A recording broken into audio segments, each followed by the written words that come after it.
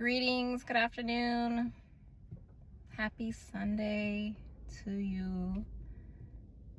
Today is November 23rd, 2025, and I'm thankful to be here. I'm thankful for the sunshine and for the words that I've heard today, and for the ability to hear. I am looking forward to this upcoming week, and I wrote out some things that I want to do this week and my little itinerary.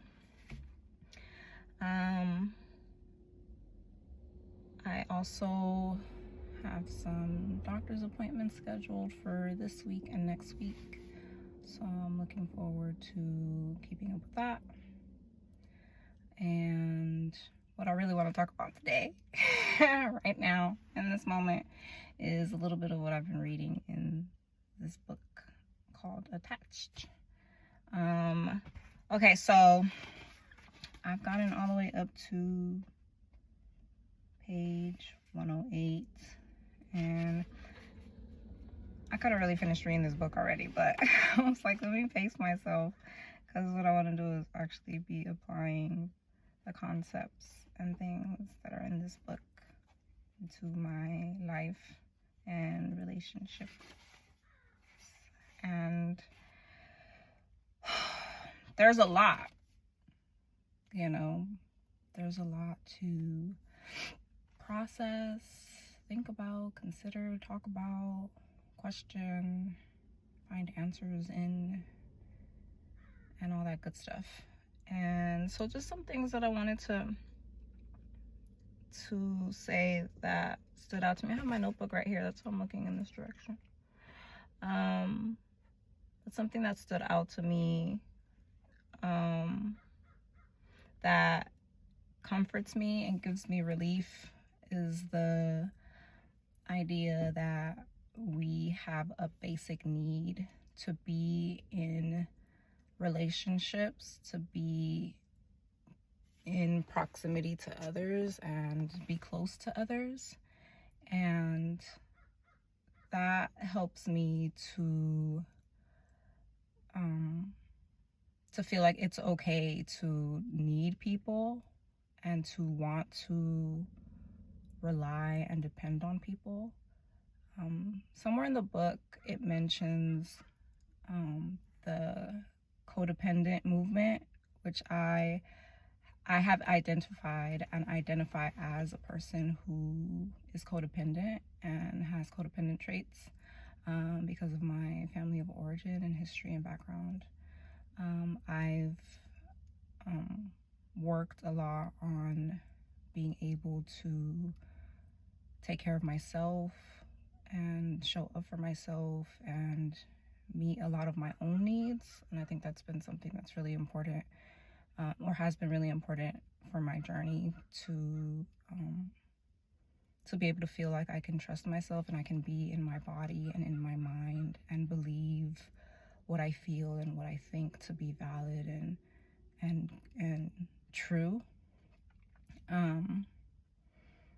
But in the book it mentions that the codependent movement is essentially saying that, like, the idea of independence and keeping the focus on yourself and just relying on yourself and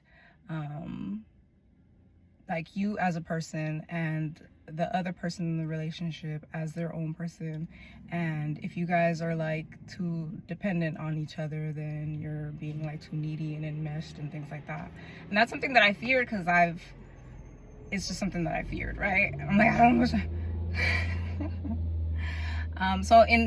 It's interesting to think that, like, in certain contexts, the idea of recovery from codependency is good and necessary, right? But then in other contexts and in other types of relationships, healthier relationships, actually have to like let go of that. And that's kind of scary, because I've been building myself up as an independent person who can rely on themselves, you know, and take care of themselves and not be needing and depending on anyone else, you know. So I was like, okay. Oh man, I thought I knew a little something. Yeah.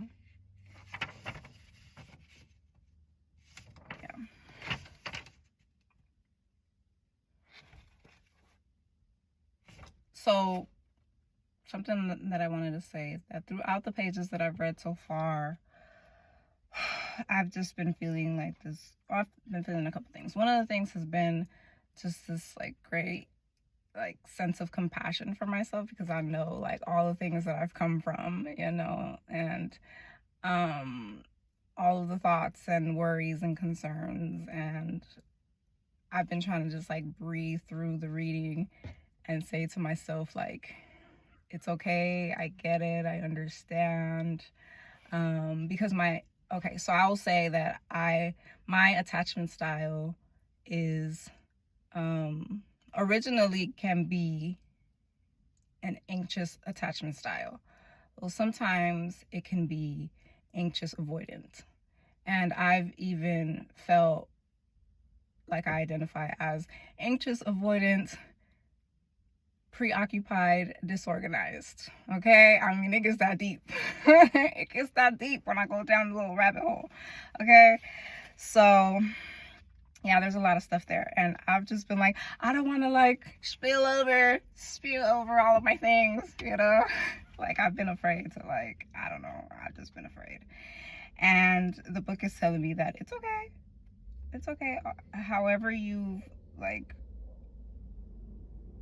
figure, like however you've attached, it's just what it is, you know. And there are things that you can do. These are tools that you can apply based off of this particular lens that says that, hey, you are precious to me and I need you and you need me. And that's a good thing, you know.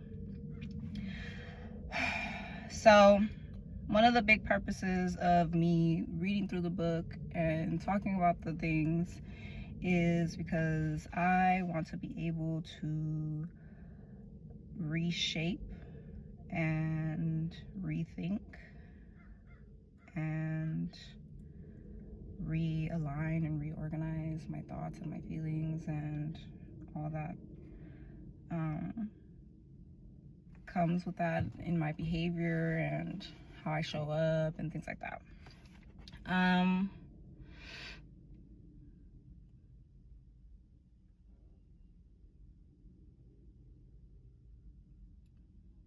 So a goal in reading about the different attachment styles and the way in which like people communicate and interact based on their attachment styles is to feel more secure, right? We want to be in relationships.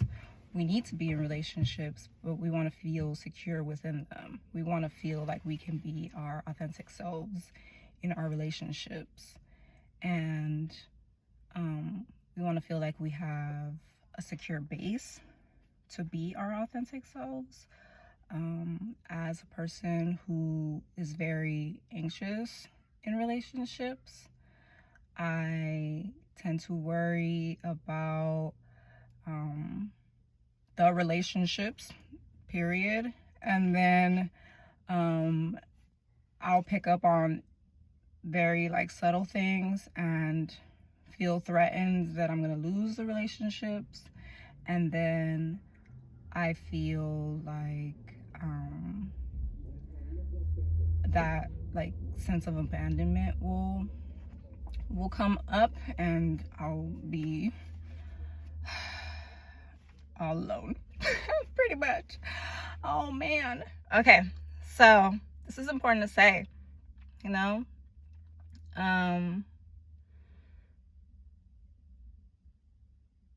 I looked at the little what page is that on? Finding Your Way to the Comfort Zone 83. This is such a cool little road map here finding your way to the comfort zone and going down the little spiral, essentially. And I've often found myself in the danger zone in my relationship. Something I was thinking about, okay, so I went to an event with my sister and my best friend, right? And I'm the type of person, I know this about myself now, and I'm glad that I know this about myself.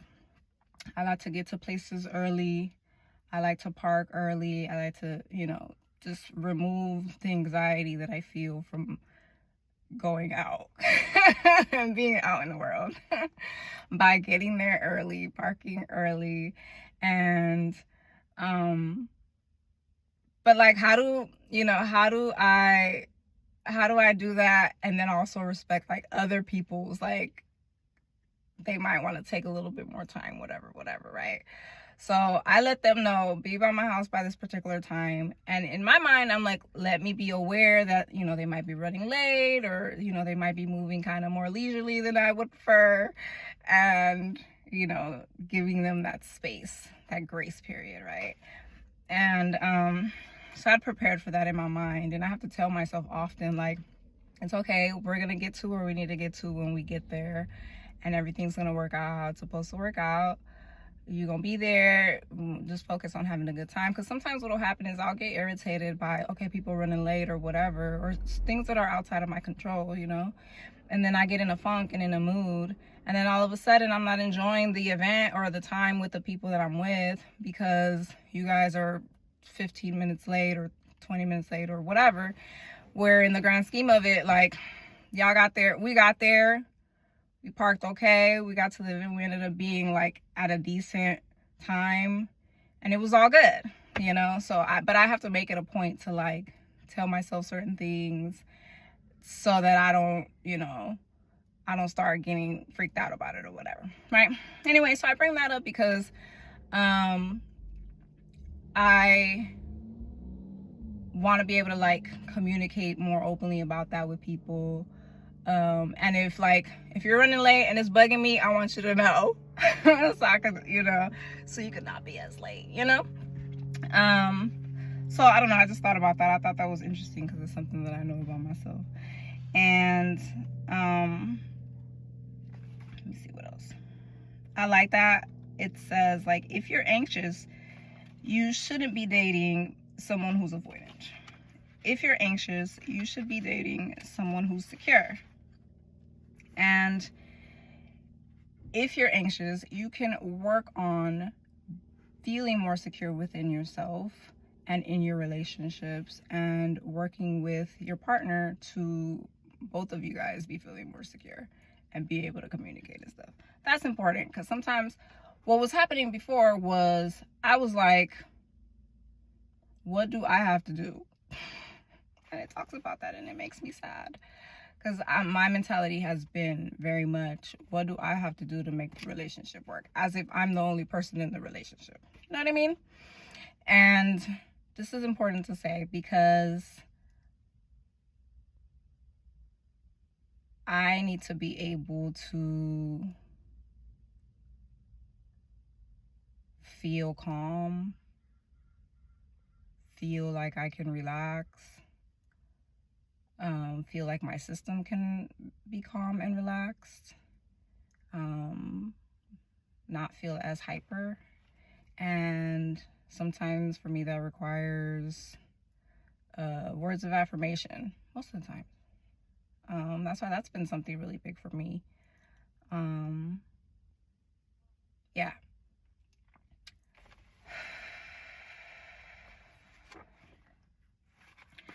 I was tempted to continue reading and dive into the whole anxious avoidant trap, which I'm very familiar with, but I was like, no, because that's going to activate this need to like fix, this need to do, this need to be strong, this need to hold everything together on my own by myself. And that's just not how relationships work.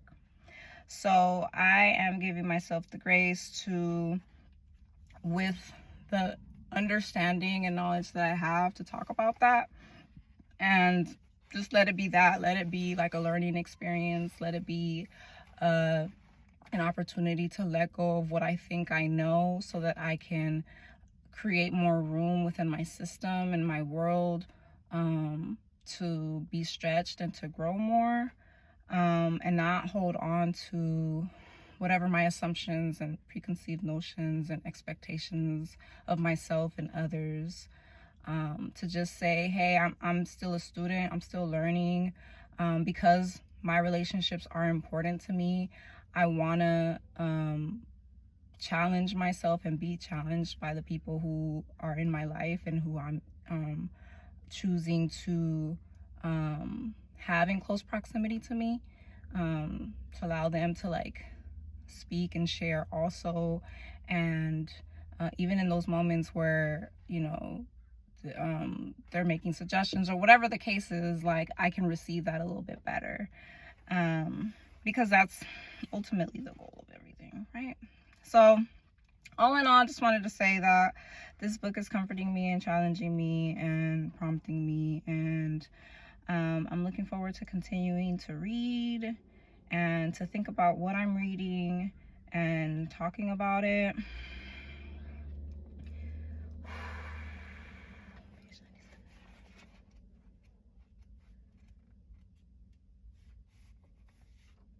Oh, yeah, a trait of people who are secure that I really like is that they know how to express their feelings, and they're not afraid of closeness. The closeness creates further closeness, and that's something that I want in my relationships. I want to feel close and feel reassured and feel loved and feel like I know where my relationships stand. I feel like I feel better about that. But it's like a thing that we continue to work on, right? I remember that analogy people use. They're like, you don't eat once a day, right? I mean, you don't just eat once and then you be good. Like, you have to like keep eating, right? So it's like the same thing with your relationships. You have to continue to feed them and grow them and nurture them. Yeah, something that in my mind, I'm always like quick fix, like, all right, let's have this conversation and then everything will be all good for the rest of our lives. Like, it will be happily ever after for the rest of our lives. And it's like, yes, we can have happily ever after, but we have to continue to work towards that and know how to like prioritize certain things, prioritize being, living, you know, experiencing, and it not just be like head knowledge, you know. So yeah, I think that's all I wanted to say.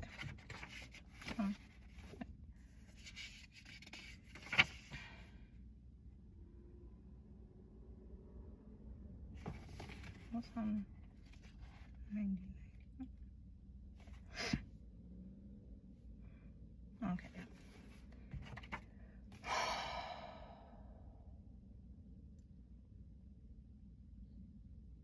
I'm thankful for the quiet. I enjoy the times where I'm able to talk and share and feel like I can do that, you know.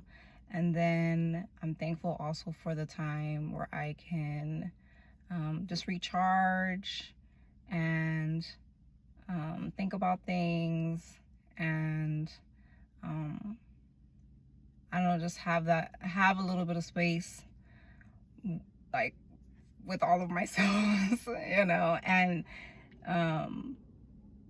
yeah, just be in my own company so that I can hear myself and hear my needs, and you know, hear even like my hurts and concerns and things, so that I can tend to them and then bring people in, and like share with them in the ways that I feel like I need to, or just be in company with others, you know, so that I can be at my best, and then I can like be of service to others and like help them be at their best too. So yeah, especially during really difficult times, like I'm more used to dealing with things on my own, and I'm trying to move away from that and like say, hey, I'm having a little challenging moment here. I just, sometimes it's still difficult for me to do that, you know.